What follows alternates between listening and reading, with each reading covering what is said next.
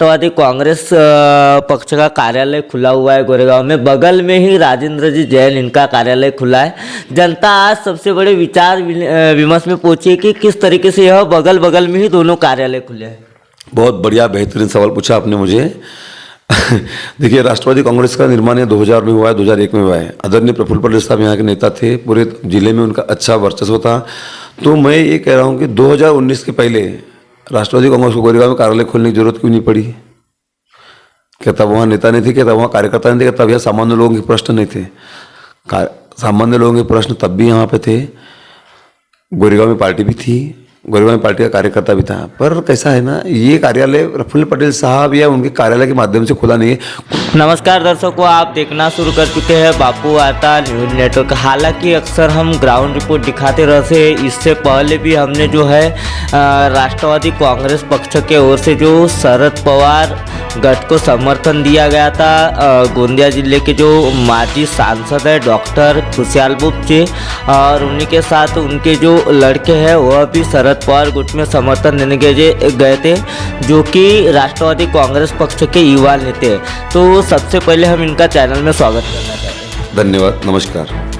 हाल ही में अभी गोंदिया जिले में एक सबसे बड़ी महारैली निकाली जाती है, कार्यकर्ता मेड़ावा रखा जाता है और वहाँ पे जो है जिस तरीके से लोगों की भीड़ें जम उठी थी और लोगों ने इतना समर्थन दिए थे, आपको उस समय क्या लगा? लोग समर्थन दे पाएंगे या नहीं?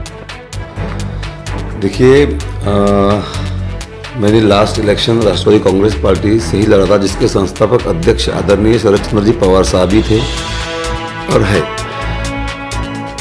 इस जिले में और उधर में देखा जाए तो प्रफुल्ल पटेल साहब है, ये दूसरे बड़े नेता थे। बट और हम उन्हीं के नेतृत्व में इस जिले में काम कर रहे थे।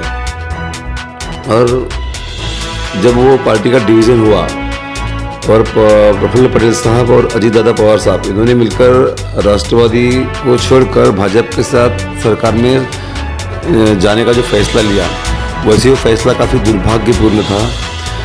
हम जो छोटे कार्यकर्ता शुरुआत में निर्णय ले नहीं पा रहे थे कि हम क्या करें। निर्णय हमें ही पता था कि गलत निर्णय है, क्योंकि राष्ट्रवादी कांग्रेस पार्टी संस्थापक अध्यक्ष आदरणीय पवार साहब की है और हम जिले में जहाँ काम करते हैं वहाँ का नेतृत्व आदरणीय प्रफुल्ल पटेल साहब के अंदर में था।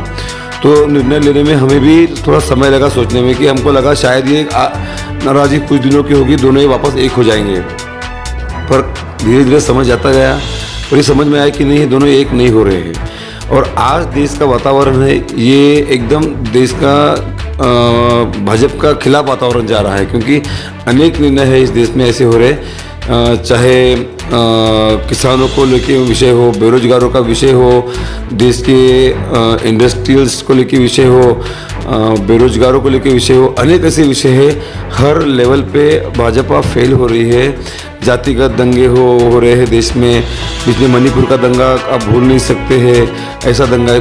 ये सब फेल्योरनेस के बावजूद ये सिर्फ धर्म के ऊपर राजनीति करके आगे जो अपना पाँव पड़ना उसारना चाहती है पार्टी, उसका समूचे देश में विरोध। और ऐसे विरोध के समय में अगर हम उस पार्टी को साथ में जाके हाथ मिलाते हैं, तो हमने इस बात का बिल्कुल विरोध किया और हमने फिर फैसला किया कि नहीं, हम जो आदरणीय पवार साहब है, बड़े साहब है, इनके साथ हम रहने का निर्णय लेंगे। तो इसको कई लोग पक्षांतर बोलते हैं, पक्षांतर नहीं है।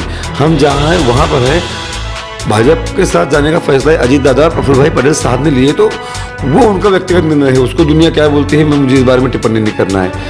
और फिर आपका जो सवाल है कि कल जो मेड़ावा हुआ गोंदिया में, इसमें भीड़ जो बनी, तो नेचुरल बात है ये। आज भी जिले में आदरणीय पवार साहब को मानने वाला वर्ग ग्राउंड लेवल पे है। पार्टी का विस्तार, पार्टी का शुरुआत उनके नाम से हुई थी। तो ऑब्वियसली जो कांग्रेस का कल्चर है, कांग्रेस का कल्चर का जो वोटर है, मतदाता है, वो आज भी पवार साहब के आइडियोलॉजी के साथ में बंधा हुआ है। हमने अलग से कुछ बहुत बड़ा काम किया ऐसा नहीं है। सिर्फ इसमें पार्टी का कोई बड़ा चेहरा नहीं था। जैसे जिले के अध्यक्ष हमारे रोकड़े जी है, सौरभ भैया। सौरभ एक बहुत अच्छा लड़का है।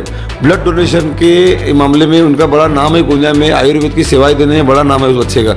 बट कोई भी राजकीय पार्श्वभूमि में नहीं रहने के कारण सौरभ एक बड़ा चेहरा नहीं बन पा रहा था, क्योंकि पॉलिटिक्स में होता है ना, एक थोड़ा बैकग्राउंड लगता है।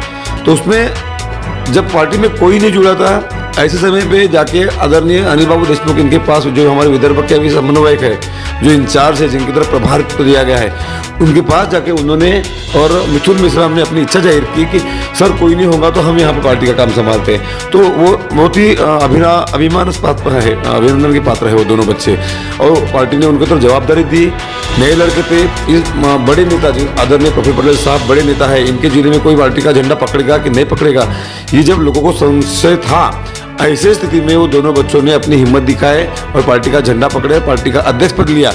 तो उनका नेतृत्व प्लस गत 15-20 दिन पहले हमने जो डॉक्टर मुफ्ती साहब जो पूर्व खासदार हमारे फादर है, हमारे बाबूजी है, उनके नेतृत्व में हमने भी हम जहाँ थे वहाँ रह के आदरणीय पवार साहब को जो नेतृत्व हम साहब स्वीकार कराएंगे, ये निर्णय लिया। तो एक पूरे पार्टी में हर्षोल्लास का वातावरण हुआ कि चलो एक बड़ा कद्दावर नेता, जमीन से जुड़ा हुआ नेता हमारे साथ में आशीर्वाद के रूप में शामिल हो गया है। तो वहाँ पे सब कार्यकर्ताओं की हिम्मत बढ़ी, जमीनी कार्यकर्ताओं की हिम्मत बढ़ी। और फिर गोंदिया में हमने एक बड़ा मेड़ावा लेने का निर्णय लिया।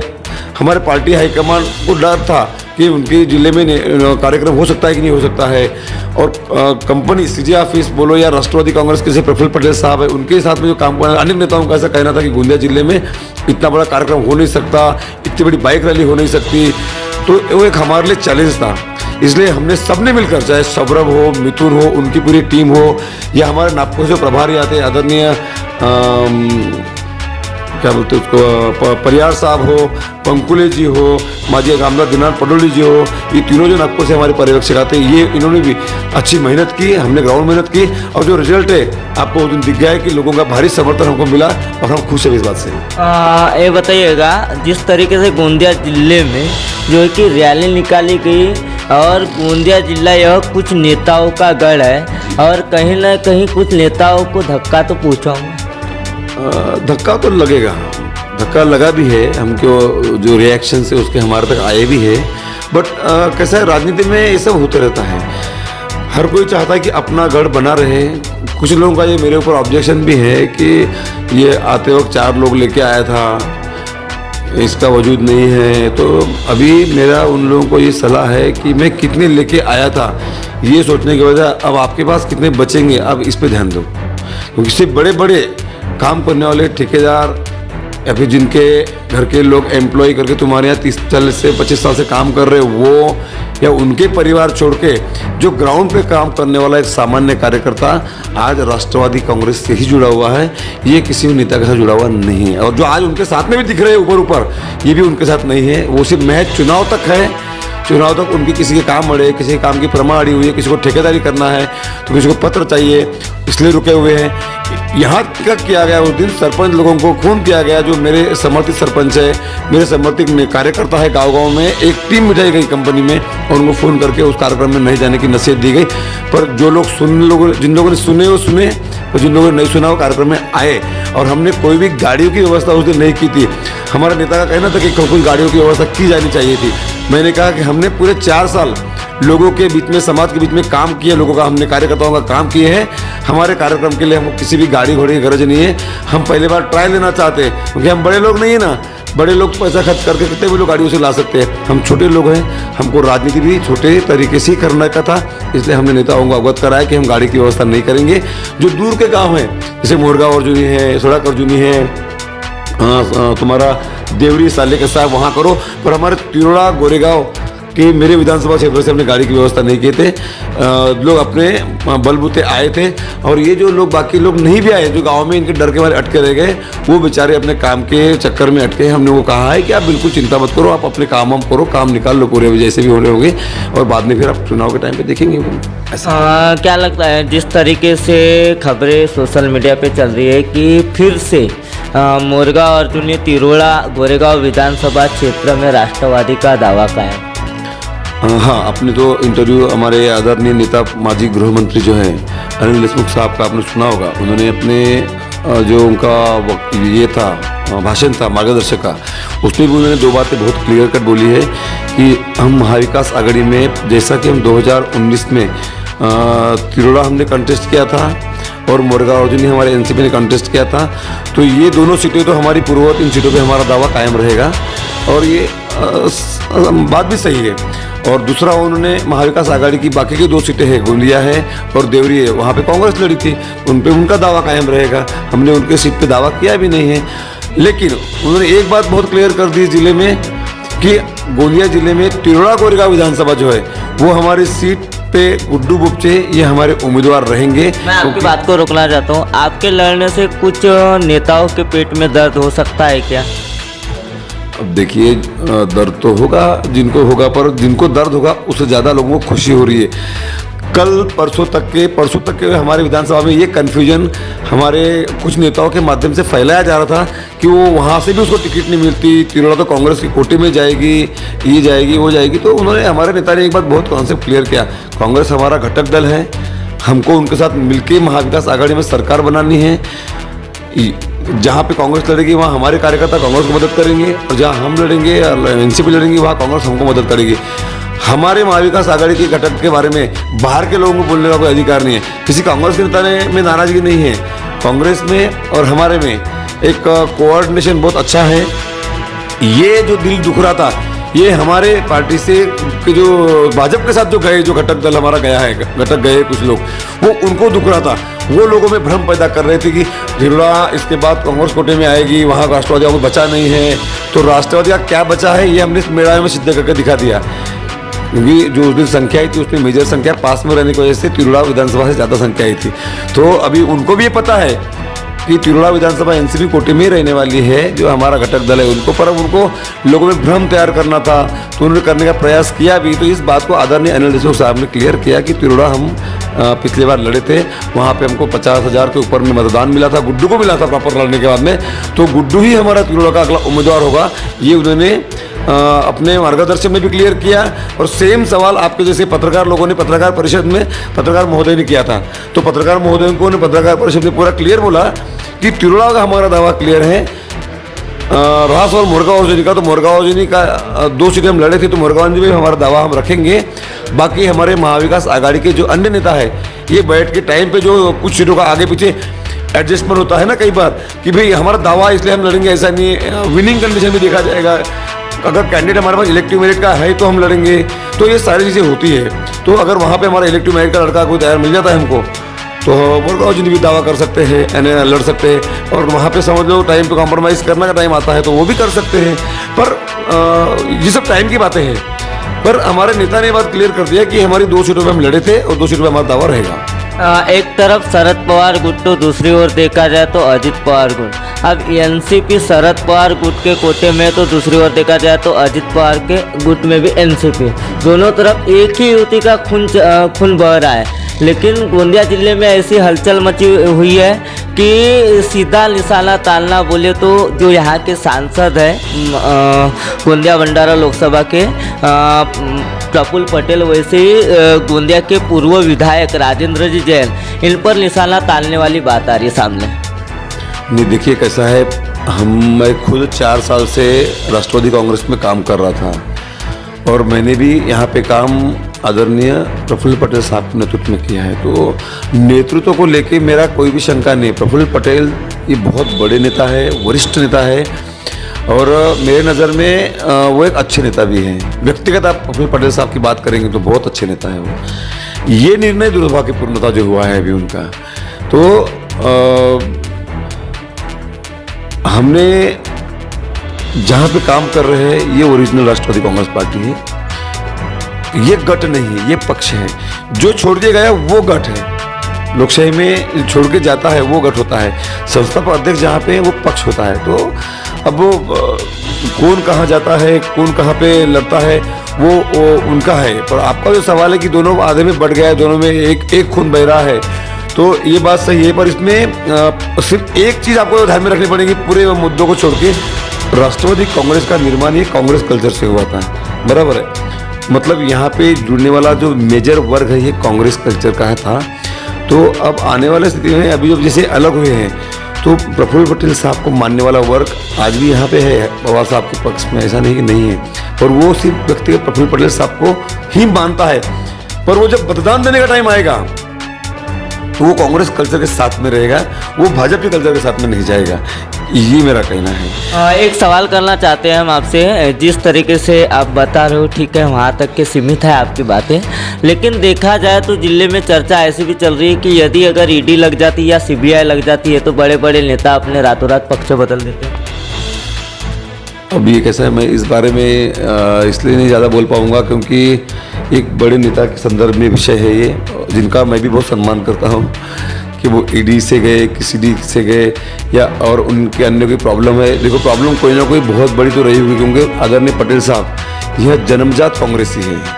ये कांग्रेस कल्चर में पैदा हुए, पले बड़े हुए हैं और हमेशा आदरणीय पवार साहब के राइट हैंड रहे हुए हैं। मतलब उनके पार्टी के एक पॉलिटिकल मैनेजमेंट संभालने वाले मैनेजमेंट गुरु रहे हैं एक तरह से।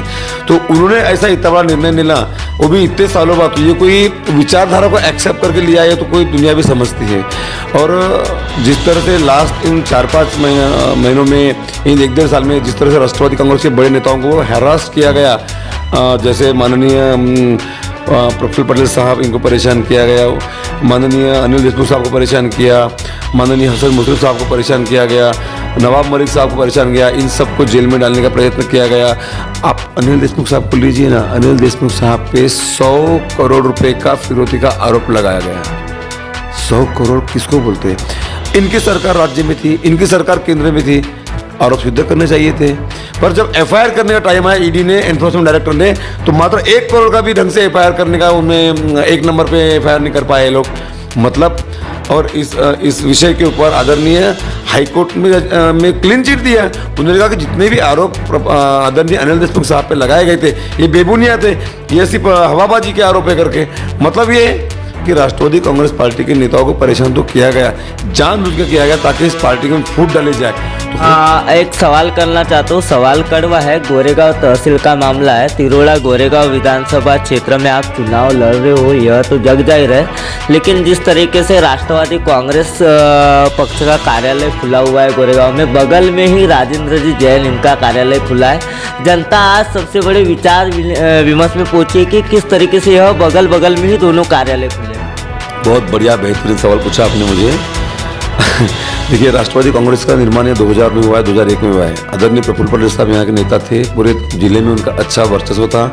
तो मैं ये कह रहा हूँ कि 2019 के पहले राष्ट्रवादी कांग्रेस को गोरेगांव में कार्यालय खोलने की जरूरत क्यों नहीं पड़ी? क्या तब वहाँ नेता नहीं थे, क्या तब वहाँ कार्यकर्ता नहीं थे, क्या तब यहाँ सामान्य लोगों के प्रश्न नहीं थे? सामान्य लोगों के प्रश्न तब भी यहाँ पे थे। गोरेगांव में पार्टी भी थी, गोरेगांव में पार्टी का कार्यकर्ता भी था। पर कैसा है ना, ये कार्यालय प्रफुल्ल पटेल साहब या उनके कार्यालय के माध्यम से खुला नहीं है। कुछ यहाँ गोरेगांव साइड के छुटभये नेता है जिन्होंने प्रफुल्ल पटेल साहब जैसे बड़े नेता को जो निचला दिखाने का जिले में प्रयास किया है ना, ये उनके आसपास रहने वाले गोरेगांव के छुटभये नेता है जो अपने आप को बड़ा नेता समझते हैं। तो ये उनकी करामत है। गोरेगांव में मैंने चुनाव लड़ने के बाद विधानसभा, मैंने गोरेगांव में जन समस्या के लिए एक ऑफिस खोला। वहाँ पे मेरा स्टाफ बैठता है, लोगों के काम देखता है, लोगों की समस्या सुनता है। आप यकीन मानिए, कार्यालय खोलने से नहीं होता। कार्यालय तो दुनिया में कहीं भी खोल सकते हैं।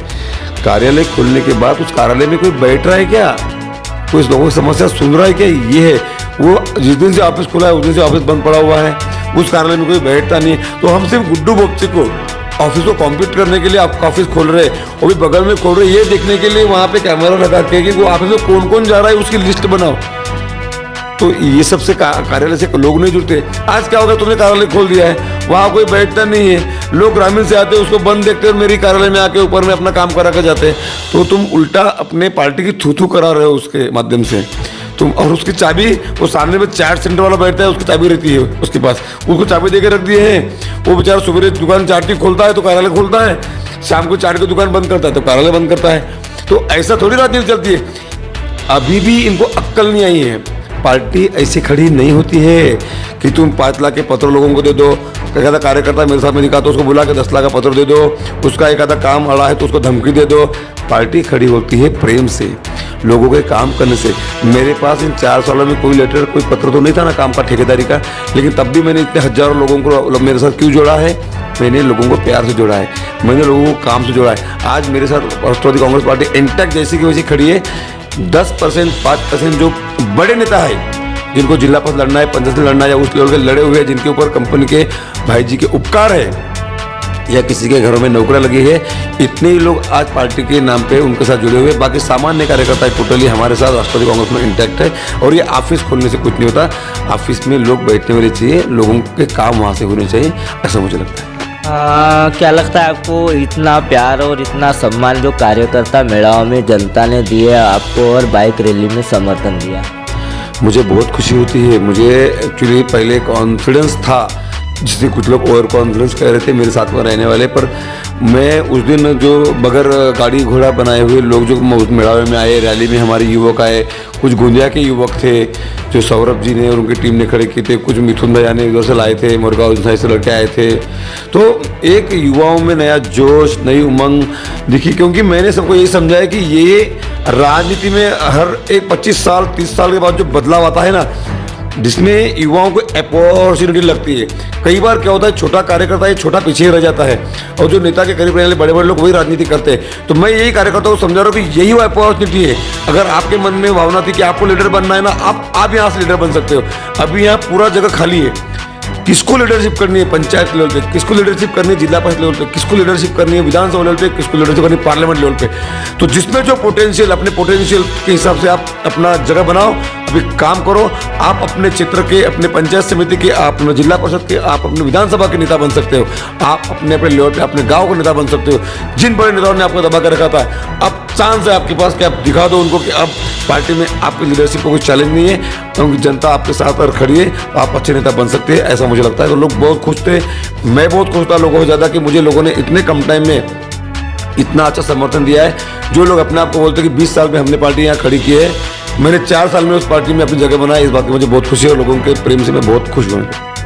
दर्शकों, हमारे साथ जो शख्स मौजूद थे वह राष्ट्रवादी कांग्रेस पक्ष के युवा नेता रविकांत गुड्डू बोपचे मौजूद थे और गोंदिया जिले में बाइक रैली को लेकर उन्होंने क्या बताया, कुछ नेताओं के बारे में क्या बताया उन्होंने, क्यों राष्ट्रवादी कांग्रेस पक्ष में फूट हुई, दरारें क्यों हुई, इसका भी उन्होंने कुछ खुलासा किया है, कुछ परसेंट, और आने वाले विधानसभा चुनाव को लेके भी उन्होंने कुछ बातें बताई है। तो दर्शकों, हमारे साथ ऐसी ही खबर देखने के लिए हमारे चैनल को सब्सक्राइब कर बेल आइकन पर प्रेस कीजिए। गोंदिया से देवेंद्र दमाहे।